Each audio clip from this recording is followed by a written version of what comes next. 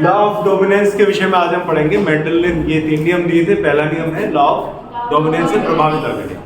तो प्रभाविता के नियम में मेंडल ने अपने प्रयोगों के आधार पर बताया कि जब विपरीत लक्षण वाले पौधों के बीच, विपरीत लक्षण मीन्स जो मेंडल ने लक्षण चुने थे वो 7 लक्षण चुने थे, उनमें से एक दूसरे के जो विरोधी लक्षण होते हैं उनको विपरीत लक्षण कहा जाता है।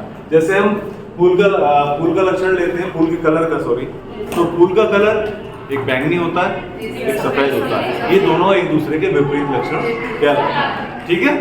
तो जब विपरीत लक्षण वाले पौधों के बीच संकरण कराया जाता है, हाइब्रिडाइजेशन कराया जाता है। संकरण आपको पता है क्या होता है, बताइए। क्रॉस। जब दो विपरीत लक्षण वाले पौधों के बीच संकरण कराया जाता है तो प्रथम पीढ़ी की सभी संतानों में प्रभावी लक्षण देखने को मिलते हैं। अब ये कैसे निश्चित होगा कि कौन सा लक्षण प्रभावी है, ये कैसे पता चलेगा? अगली पीढ़ी में हमें ये पता चलेगा कि कौन सा लक्षण प्रभावी हुआ, कौन सा नहीं। तो मेंडल का प्रथम नियम कहता है कि अप्रभावी और प्रभावी लक्षणों में केवल प्रभावी लक्षण अगली पीढ़ी में देखने को मिलते हैं। जैसे यहाँ हम लंबाई का लक्षण लेते हैं, ठीक है। लंबाई का लक्षण टी, बौनेपन का तो लंबाई का लक्षण टी, बौना, स्मॉल टी, इन दोनों का संकलन कराते हैं, ये हो गए P1 और ये F1 हमारी प्रथम पीढ़ी। तो हमें यहाँ पर जो फिनोटाइप है, जीनोटाइप आप जानते हैं, जो फिनोटाइप है वो हमें यहाँ पर प्राप्त होता है लंबे पौधे। उसके आधार पर हम जीनोटाइप देखते हैं, तो जीनोटाइप ये रहा, ठीक है। तो यहाँ पर दोनों एलील्स मौजूद है, लेकिन यहाँ पर केवल पौधे का लंबाई का लक्षण प्रदर्शित हो रहा है, ठीक है। जब हम विपरीत लक्षण वाले पौधों के बीच संकरण कराते हैं तो प्रथम पीढ़ी में केवल प्रभावी लक्षण देखने को मिलते हैं। दूसरा नियम था इनका पृथक्करण। पृथक्करण के नियम के विषय में बताइए कुछ।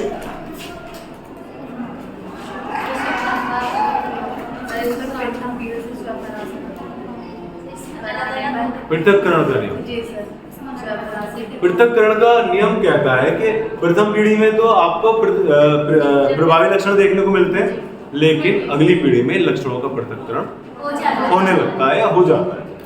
मतलब ये लक्षण अपनी प्योरिटी की तरफ जाने लगते हैं। प्योरिटी मतलब अपने पूर्वजों के प्योरिटी की तरफ जाने लगते हैं। जैसे प्रभावी लक्षण के बाद जब अगली पीढ़ी में हम मटर के पौधों की लेते हैं तो अगली पीढ़ी में हमको क्या देखने को मिलते हैं? हमें लाल पुष्प, सफेद पुष्प दोनों प्रकार के पौधे देखने को मिलते हैं, लेकिन एक निश्चित अनुपात। जबकि प्रथम पीढ़ी में प्रभावी सारे लाल पुष्प वाले पौधे थे, सारे लंबे पौधे थे। प्रथम पीढ़ी में सारे लंबे पौधे थे, दूसरी पीढ़ी में सारे नहीं, सारे लंबे नहीं होंगे, एक निश्चित अनुपात में बौने पौधे भी देंगे, ठीक है। तो दूसरा नियम है पृथक्करण का नियम, इंडस्ट्रियल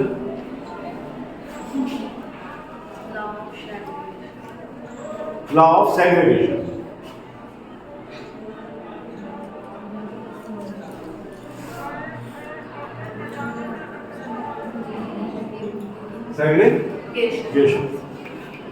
सेग्रीगेशन पृथक्करण से ये नियम कहता है कि जब विपरीत लक्षण वाले पौधों के बीच संकरण कराया जाता है तो प्रथम पीढ़ी में प्रभावी लक्षण देखने को मिलते हैं, परंतु अगली पीढ़ी में लक्षणों का पृथक्करण हो जाता है। देखिए यहाँ पर बोर्ड पर T यानी कि लंबा पौधा, बौना पौधा, संकरण कराया, ये प्रथम पीढ़ी है F1, ध्यान रखना। तो यहाँ पर सारे पौधे लंबे देखने को मिल रहे हैं, ठीक है। 2 प्रकार के एलील, सारे पौधे लंबे देखने को, परंतु जब इसको हम दूसरी पीढ़ी में प्लांट करते हैं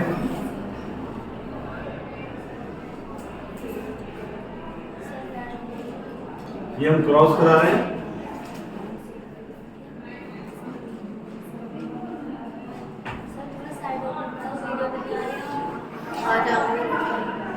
ठीक है। तो यहाँ हम देखते हैं कि ये शुद्ध लंबा पौधा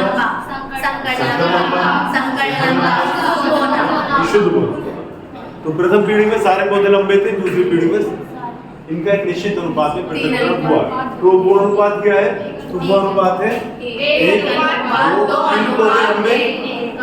3 पौधे लंबे और 1 पौधा बौना। 3 पौधे लंबे हो गए, 1 पौधा बौना होगा। ये फिनोटाइप के आधार पर, दृश्य प्रारूप के आधार पर। हम जीनोटाइप के आधार पर देखते हैं तो 1 पौधा शुद्ध लंबा है, अनुपात 2 पौधे संकर लंबे, 1 अनुपात 2 अनुपात और 1 शुद्ध बौना अनुपात 1। ये कहलाएगा जीनोटाइप के आधार पर। तो 1-2-1 का अनुपात आता है। जीनोटाइप आता है 3-1। क्लियर? दोनों नियम क्लियर हो गए। तीसरे नियम की तरफ आते हैं, लॉ ऑफ इंडिपेंडेंट असॉर्टमेंट। तो पहले नियम के बारे में बताओ, कोई मुझे किसके समझ में नहीं आया?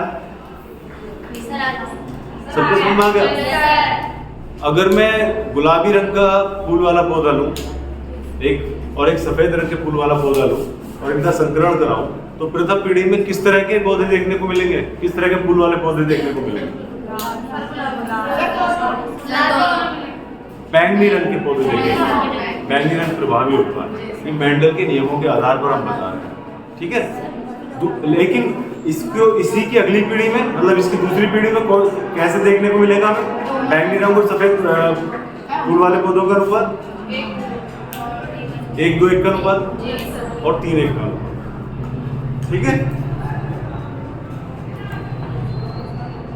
अब आते हैं तीसरे नियम की तरफ।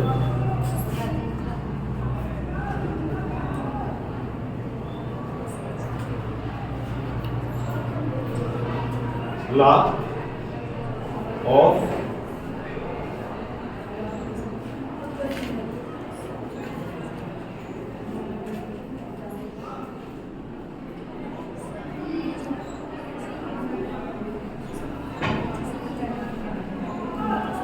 इंडिपेंडेंट असॉर्टमेंट, यह स्वतंत्र अपव्यय का नियम, ठीक है।